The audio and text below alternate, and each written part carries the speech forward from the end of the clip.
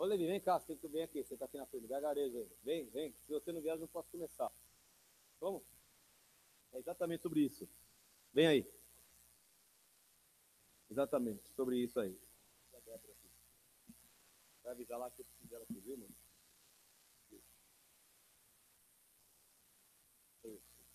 Então, eu queria compartilhar com vocês algumas coisas que eu li em Tiago, capítulo 1.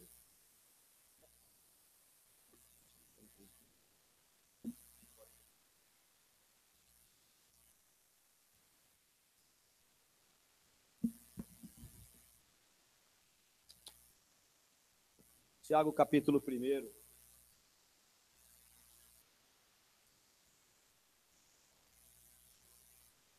Você que tem mais de 30 anos, eu estou falando acho que com 90% do público hoje aqui, tá?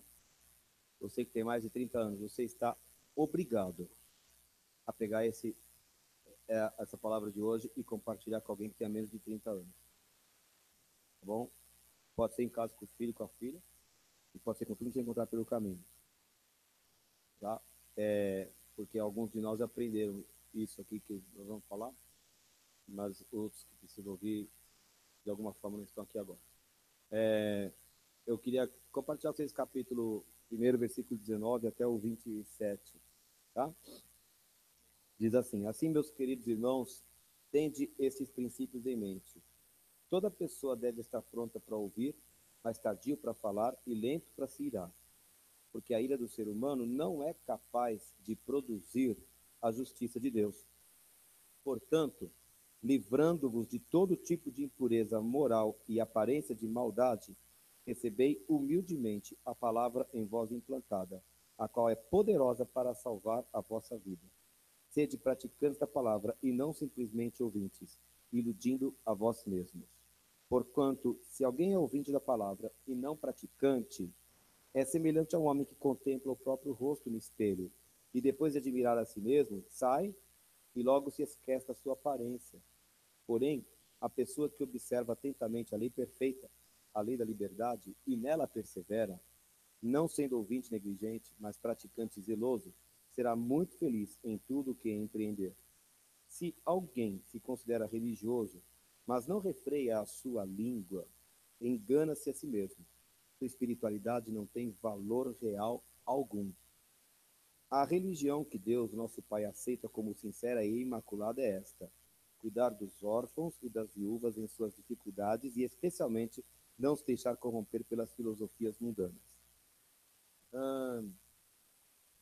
Eu não sei quantos já ouviram uma vez. Eu estava falando sobre Tiago há um mês e pouco atrás, e uma coisa que me chamou a atenção é que foi uma carta que demorou para ser aceita no cânone das Escrituras, né? Eles tinham dúvidas, tinha gente que falava até que não era uma carta inspirada pelo Espírito Santo e tal. Houve muito debate no começo. Hoje nós entendemos que é claramente a palavra inspirada por Deus, né? E entendemos que é a vontade de Deus que pratiquemos o que está escrito nessa carta aqui, né? Sabemos que o Tiago, que escreveu essa carta, também era irmão do Senhor Jesus, certo? Assim, é uma carta muito diferente das outras. Por exemplo, se você lê as cartas de Paulo, você encontra muita doutrina. Na verdade, eu penso que uma grande porcentagem da nossa doutrina está fundamentada nas cartas que Paulo escreveu. Mas a carta de Tiago, também as de Pedro e as de João, essas cartas trazem muito ensinamento prático para a nossa vida, do dia a dia, né? Então, você quer saber sobre arrebatamento, vai ler Paulo. Você quer saber sobre justificação, vai ler as cartas de Paulo. Você quer saber batalha espiritual, vai lá ver. Paulo está falando de todas essas coisas. Mas se você quer saber como se comportar no dia a dia, vai ler Tiago. Não que Paulo não fale. Paulo fala sobre mentira, né? Paulo fala sobre várias coisas. Mas essas cartas são tipicamente, né, de aplicações práticas para a nossa vida. E esse texto aqui, ele é um parágrafo, na verdade, por isso que a gente leu tudo junto, né? Todo mundo sabe o 22 de cor. Sede praticantes da palavra, não somente ouvintes, enganando-vos a vós mesmos, mas, na verdade, isso é um versículo que está dentro de um contexto. E o contexto aqui, né, o Tiago estava escrevendo como nós devemos aprender a ter respostas adequadas nas diferentes circunstâncias da vida. Da outra vez que nós lemos o primeiro capítulo de Tiago, Nós falamos sobre como devemos nos comportar diante das provações, diante das dificuldades, que é disso que ele trata até o versículo 18. Devemos buscar a sabedoria de Deus para lidar com as provações, devemos agradecer a Deus pelas tribulações, devemos buscar a vontade de Deus e etc. Mas agora ele vai falar como é que a gente tem que se comportar diante da ira. Como é que a gente responde adequadamente à ira? Quem aqui fica irado com muita facilidade?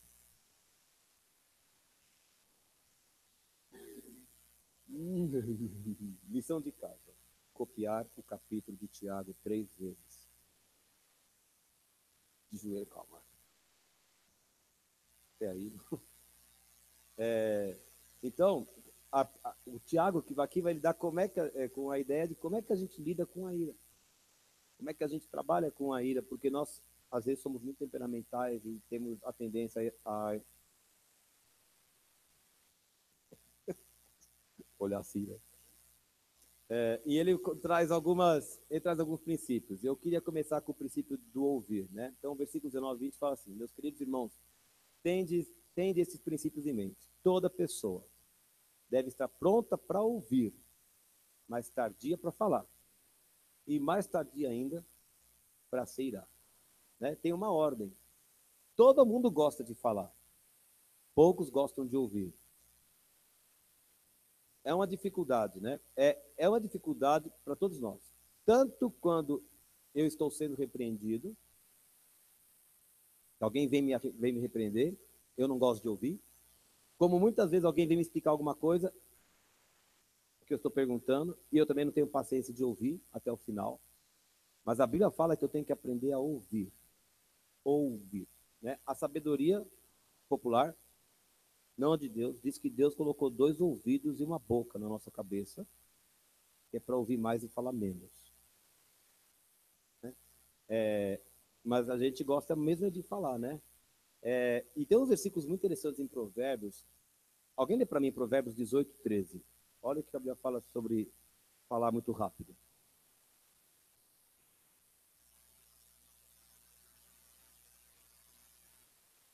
Provérbios 18, 13. Você acha, você lê, por favor. O que ele falou? Fala de bem alto aí. Eu tinha um defeito na escola. Eu tinha vários, mas um defeito que eu tinha na hora da prova é que geralmente eu lia só a primeira parte do enunciado, não lia a segunda parte. Aí eu não entendia porque que o professor dava errado na resposta, porque eu só fiz a resposta baseada na primeira parte e não li o resto. O que eu fazia com a leitura, a gente faz muitas vezes com a audição.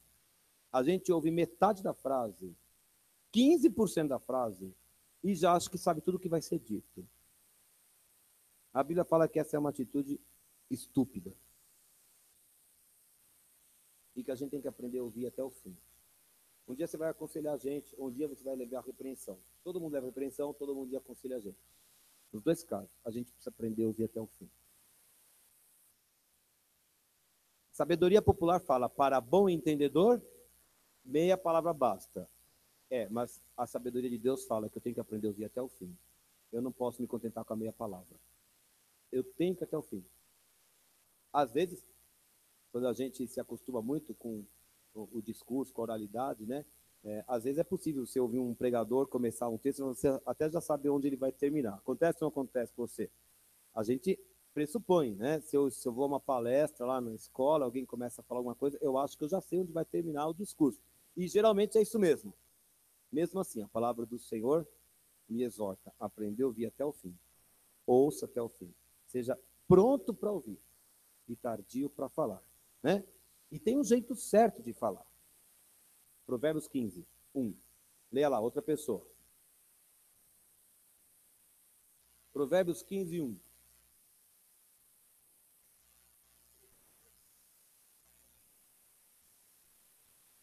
Resposta branda desvia furor. Depois, como é que o resto que você falou? Palavra dura, é isso? O que é suscitar? Estimula, provoca ira. Quando você for confrontado, eventualmente você até tem razão na sua questão, baixa a bola. Porque responder grosso só vai piorar a situação. São coisas práticas da vida. Como é que você responde quando você é confrontado? Cuidado.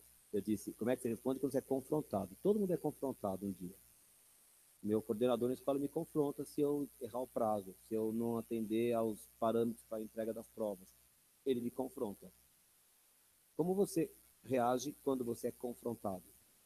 Agora eu vou fazer uma outra pergunta. Como é que você reage quando você é afrontado? É diferente de confrontar. Afrontar é quando você é ofendido mesmo. Qual é a nossa reação? A palavra do Senhor fala que eu tenho que ser pronto para ouvir, mas eu tenho que ser muito lento para mirar. E eu tenho que ver como eu respondo. Porque a minha resposta pode atear um incêndio e pode apagar o incêndio. Essa não é a responsabilidade do outro, essa é a minha responsabilidade. O Senhor coloca sobre nós. Eu não sou responsável pela forma como o outro falou comigo. Eu sou responsável pela forma como eu respondi. E Deus vai olhar isso na minha vida.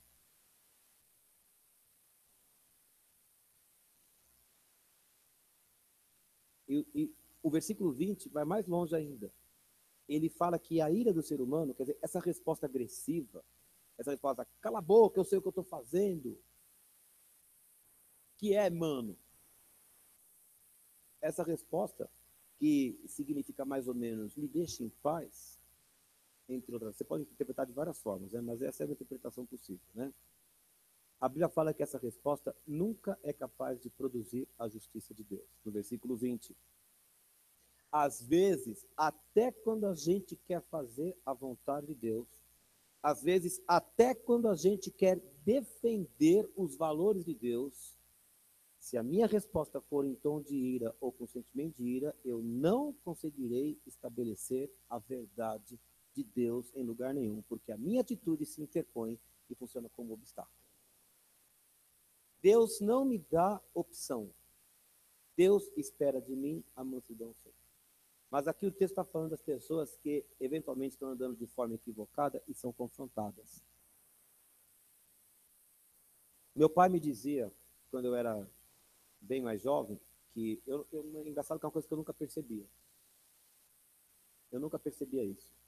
Eu devia falar isso mais para frente, mas vou adiantar agora. Ele falava que quando ele vinha me confrontar sobre qualquer coisa, eu imediatamente, o meu tom de voz se mudava e eu me armava de pedras nas mãos. Eu nunca disse ao meu pai, cala a boca. Eu nunca disse à minha mãe nada parecido. Porque se eu dissesse, era uma vez só, e eu teria que fazer um tratamento dentário de implante depois. Porque o Mário sabe como é a fera, né? E pior é que tudo está gravado, está transmitindo, o mundo todo está vendo isso agora, né? Ainda bem que não. Mas eu, eu respondia com palavras adequadas, mas o meu tom de voz mostrava que eu estava irritado. E é uma coisa que eu não percebia. Eu não percebia. Isso depois eu vou retomar, mas eu ficava bravo. Sem perceber, eu estava bravo. E me colocava na defensiva, né? Como é que você responde sempre? Você sempre fica na defensiva? Ou você se abre para ouvir uma exortação? Fala, Doroti. Você está irada? Por isso está falando baixinho assim?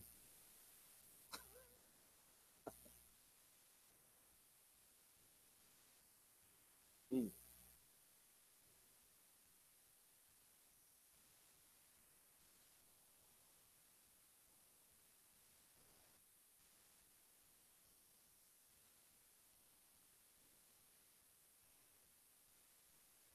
Não. Sim. Viu? Hai assim. Hoje aprendemos japonês aqui. Uau! Hai!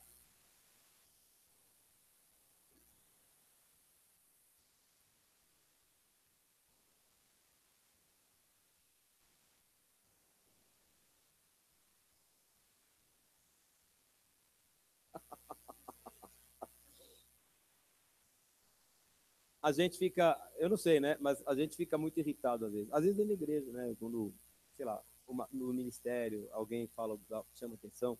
Aí a gente fica tão irado e a gente começa a responder, né? É, a nossa resposta nunca pode ser dura. Ela tem que ser sempre branda. A resposta branda é a que promove a paz. O objetivo do Senhor é que nós vivamos em paz, que nós manifestemos a glória do Senhor para que os outros vejam. né? E não que a gente passe aqui o tempo atirando pedras. Mas se a gente não treinar isso na nossa própria casa, no nosso particular, também quando chegar aqui vai ser a mesma coisa. Então a gente tem que aprender a desenvolver uma forma mansa de falar, uma forma tranquila de falar.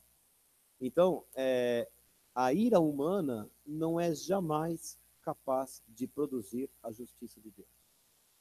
A justiça no sentido das coisas de Deus. Pelo contrário. Na verdade, escuta, Levi, o que eu estou falando. A ira humana é uma resposta inadequada para a circunstância da vida. Qualquer circunstância. Ela é a pior das atitudes. Eu era um cara muito explosivo. Eu sou explosivo. Hoje eu me contenho muito. Mas eu tinha uma língua muito dura. Eu não falava palavrão. Nunca xinguei ninguém. Nunca xinguei a mãe de ninguém. Mas eu tinha uma palavra muito, muito dura. Especialmente na minha adolescência. Para mim, tinha uma pessoa de imbecil, idiota e cretino. Era assim, uma coisa tranquila. Até hoje é, se eu não tomar cuidado. Né? Mas só num nível mais fechado assim e para pessoas desconhecidas. Eu tenho que melhorar um pouco ainda. No trânsito ainda de vez em quando escapa alguma coisa. Direção defensiva. De vez em quando eu preciso vigiar. Mas eu era uma pessoa muito dura, por exemplo, no grupo de adolescentes da igreja, né? Ou para dividir esse time de futebol, eu já ia soltar alguma coisa, uma verdade, uma pérola para outra pessoa ouvir também. O problema é que nada disso resolve a circunstância da nossa vida. Não resolve. Só serve para deixar a gente com uma situação ainda pior na vista dos outros. Só serve para isso, né? Versículo 21. Eu estou em 1:21. Tiago 1. Portanto, livrando-vos de todo tipo de impureza moral e aparência de maldade, recebei humildemente a palavra em vós implantada, a qual é poderosa para salvar a vossa vida. O que eu escrevi aqui, meu Deus? Ele está falando o seguinte, que para eu poder receber a palavra de Deus com mansidão, eu preciso me despojar, eu preciso me libertar, eu preciso me desfazer de algumas coisas. E, na verdade, essas coisas é que me levam a me irar, a minha reação. A minha reação não brota do nada. A minha reação não brota do fato de eu ser muito nervoso. A minha reação irada não vem do fato de eu ser explosivo, nem do meu temperamento. Veja lá, o que ele falou lá no versículo 21? Do que a gente tem que se livrar?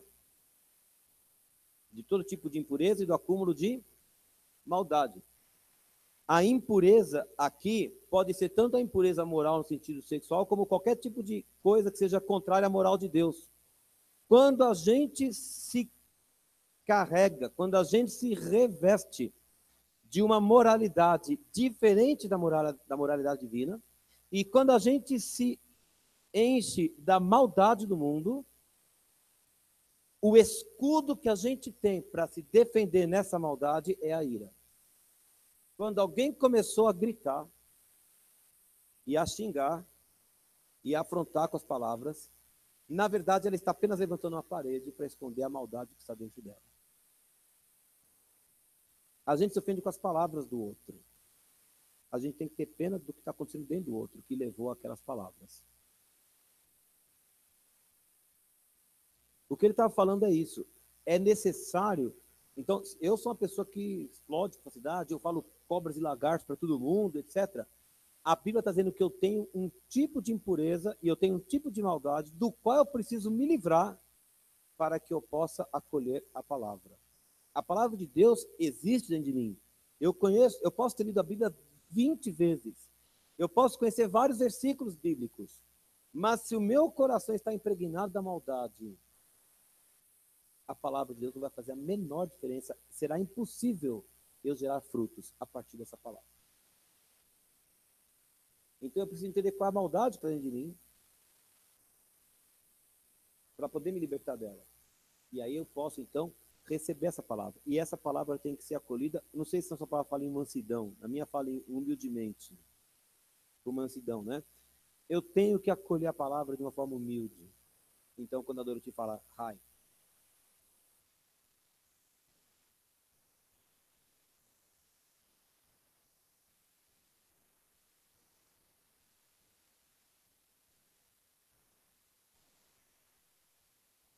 Isso. Então, é um momento de abaixar a cabeça. Veio me confrontar o meu líder lá na escola, veio me confrontar o meu professor, veio me confrontar. Eu vou abaixar a cabeça. Vou ouvir. Vieram me afrontar, vieram me esculhambar porque eu sou crente. Eu, quando era menino, eu ficava muito bravo, porque na escola onde eu frequentava até a 4ª série, o pessoal zoava porque eu era crente. E eu falava que eu era crente. Assim, era zoeira total. Assim, e eu ficava profundamente irritado pela provocação que eu recebia. Até professora eu tive, que zombava do fato de eu ser crente. A religião ensina isso? Não podia dar um passo diferente assim, porque já vinha a professora. A religião ensina isso? Né? Se fosse nos dias de hoje, a gente mandava a professora calar a boca, mas naquela época a gente era um pouco diferente, né, mãe? Isso aqui é a oportunidade que você perdeu de ir lá e falar cobras de lagarto para a professora. Um dia eu gostaria muito de encontrar essa mulher um dia na minha vida, é que eu acho que ela não existe mais. Mas se eu a encontrasse um dia, eu ia falar assim, a senhora me deu uma grande lição. Mas essa é outra história. E a gente precisa aprender, então, a baixar a bola, mesmo na afronta, para que a palavra de Deus possa vir à tona e que eu possa ter a reação correta à afronta. Porque o objetivo final é a glória do nome de Jesus, né? Então, a ira é uma consequência e é um sintoma de que existe um coração rebelde e endurecido que precisa ser quebrado. Eu posso dizer para o meu filho, baixa o tom de voz aí, vê como é que está falando comigo. Mas esse não é o problema principal. O problema é a unha que está encravada. Isso mostra apenas que eu tenho que trabalhar com outra coisa que ele está escondendo. Amém, graças a Deus. Né? Essa ira, muitas vezes, surge como algo absolutamente incontrolável. Incontrolável mesmo, né? E ela é apenas a demonstração da falta de domínio próprio que eu tenho. O domínio próprio é um fruto do...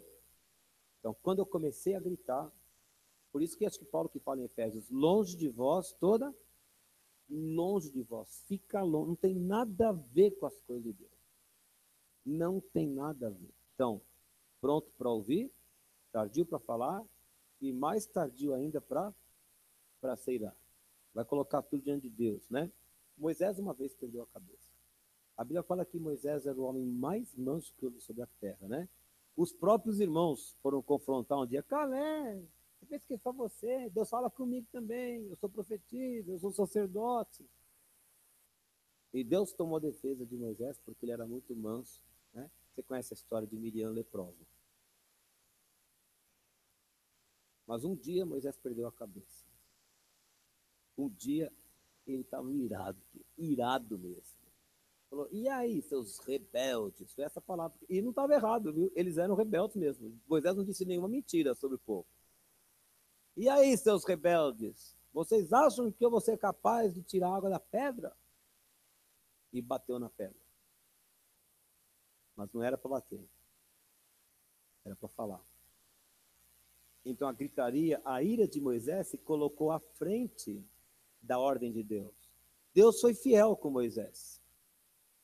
Deus podia ter mantido lá tudo seco e ia cair a cara de Moisés na frente de todo o povo. Né? Deus honrou Moisés na frente de todas as pessoas e fez sair água da rocha. Porque a misericórdia do Senhor é inexplicável. Mas Moisés colheu.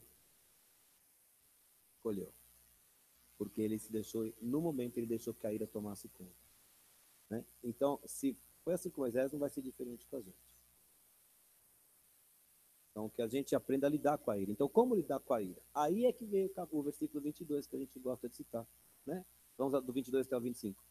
Sede praticantes da palavra e não somente ouvintes, iludindo a vós mesmos. Porquanto, se alguém é ouvinte da palavra e não praticante, é semelhante a um homem que contempla o próprio rosto no espelho. E depois de admirar a si mesmo, sai e logo se esquece da sua aparência. Porém, a pessoa que observa atentamente a lei perfeita, a lei da liberdade, e nela persevera, não sendo ouvinte negligente, mas praticante zeloso, será muito feliz em tudo que empreender. Então, a única forma de eu aprender a lidar com a minha ira é obedecendo integralmente a palavra de Deus. Como ele disse, seja praticante e não ouvinte. Há quanto tempo você frequenta a igreja? Quantas pregações você já ouviu? E você pode ser capaz de trazer todas as respostas às perguntas que o pastor fizer dentro de uma pregação. Isso significa espiritualidade? Não. Isso significa apenas conhecimento intelectual que você tem da Bíblia. Significa que você conhece todas as histórias. Isso significa que você anda com Deus. Tem uma diferença muito grande. E ele fala, então, chega de ser só um ouvinte, seja um praticante. E é disso que ele está falando, né? Então, a obediência é a única forma para que obtenhamos a vitória contra a ira, e não só contra a ira, mas contra também aquela maldade que está dentro de nós e que provoca a ira. Todo aquele alimento que tem que sair de nós, do qual precisamos nos libertar, só pode ser vencido por meio da obediência à palavra de Deus, né?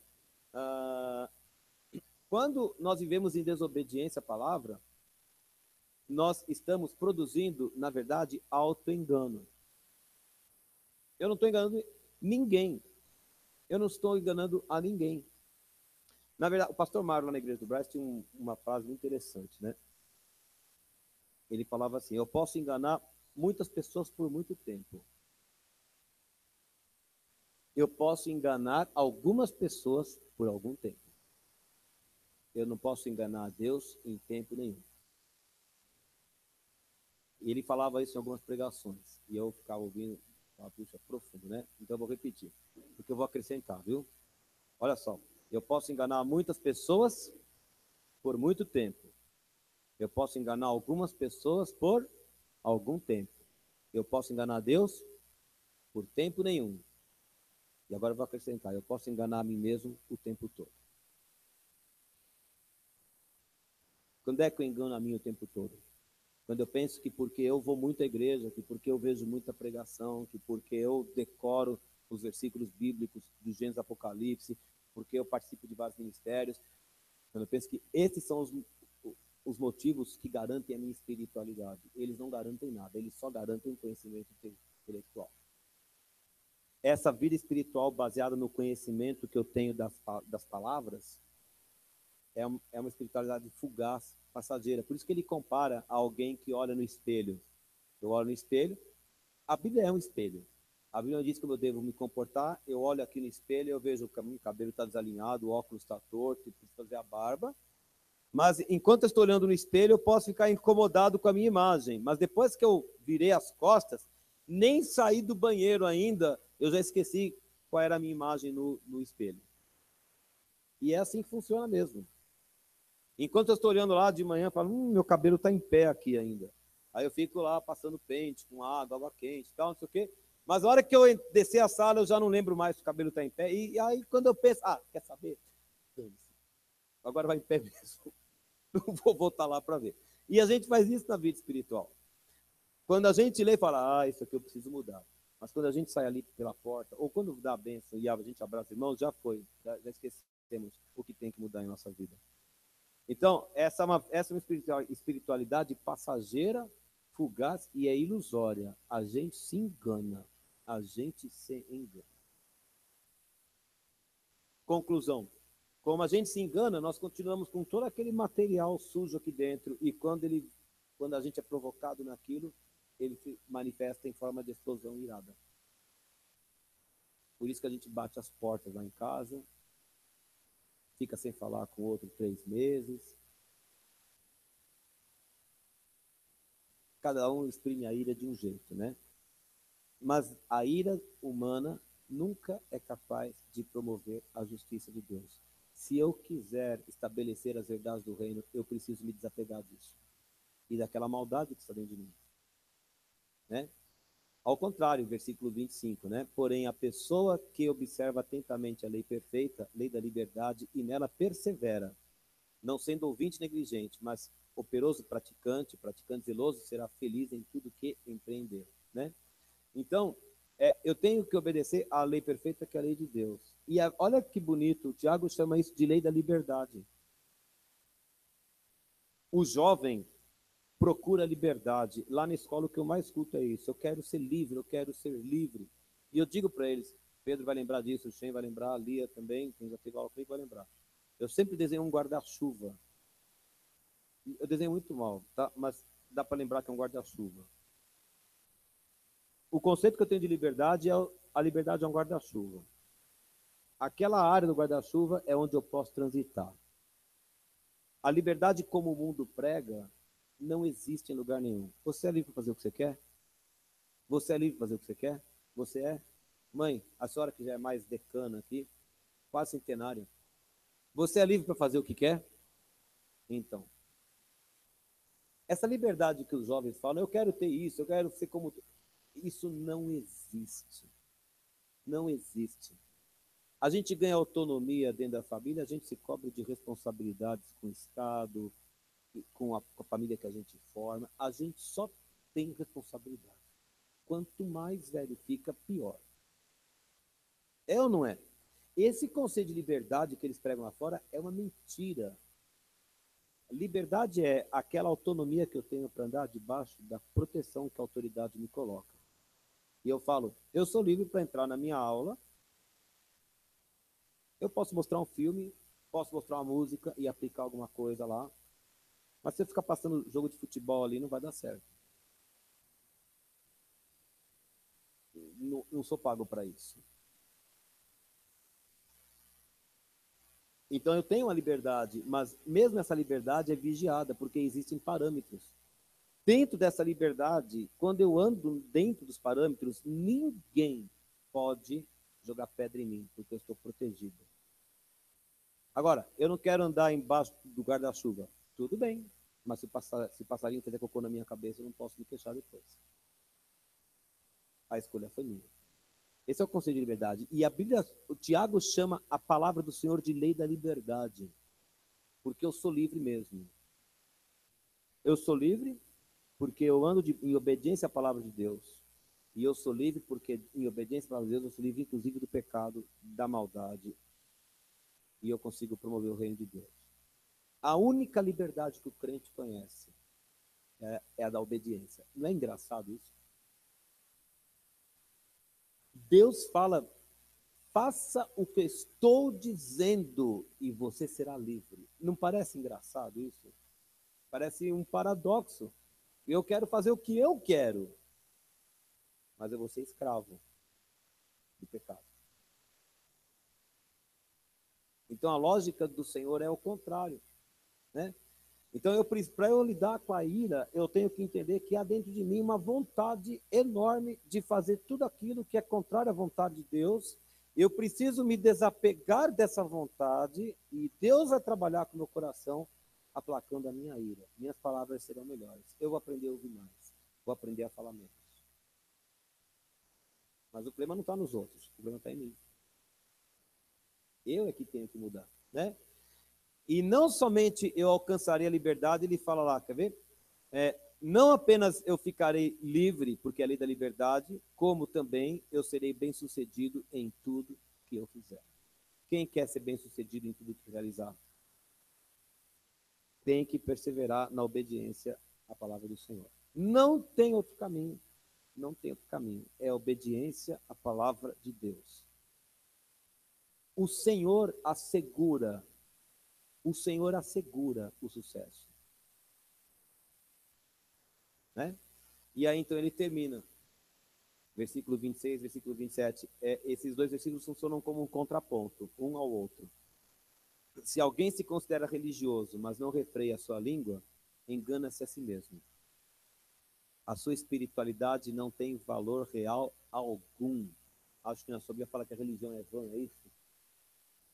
A religião que Deus, o nosso Pai, aceita como sincera e imaculada é esta: cuidar dos órfãos e das viúvas em suas dificuldades e, especialmente, não se deixar corromper pelas filosofias mundanas.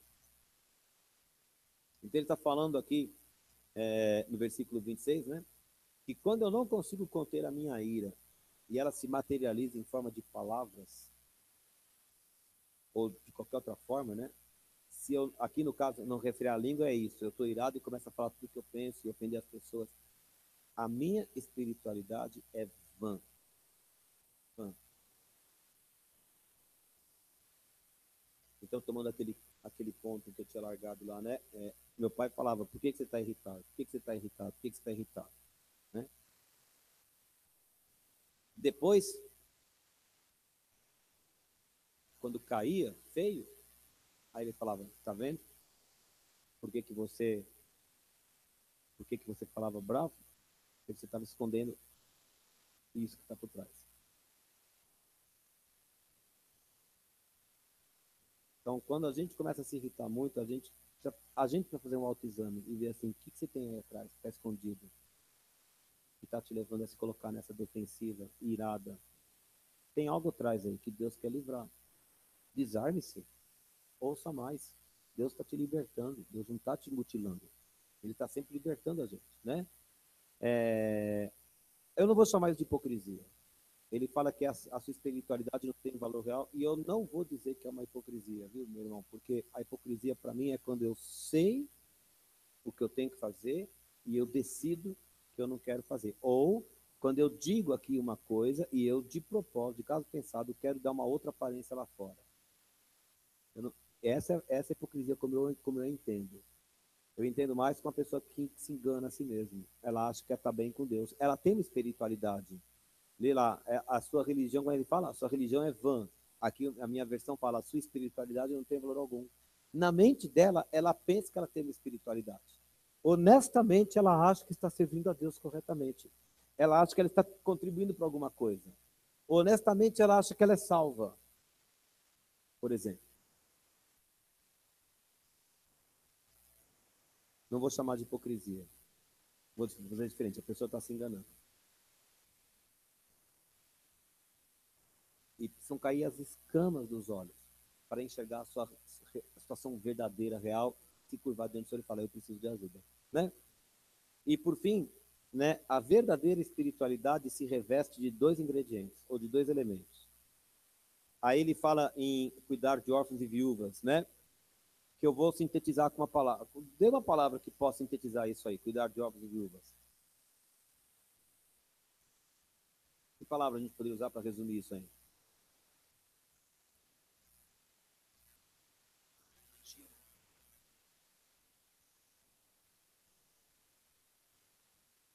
Empatia. Empatia é uma palavra boa, mas acho que tem mais palavras melhores que essa aí. É bonita, bonita. Né?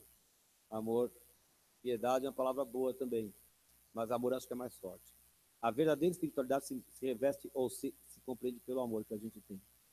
Aqui ele fala dos órfãos das viúvas. Aquele é um período em que havia muitos órfãos e viúvas cristãos, né? Porque os homens eram arrancados de casas, né?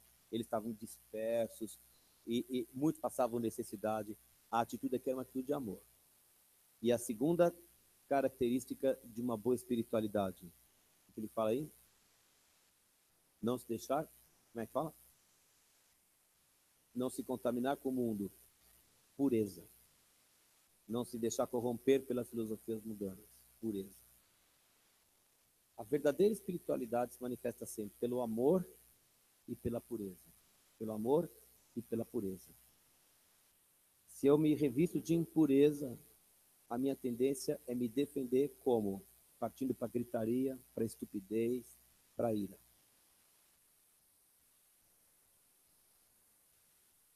Como é que a gente reage?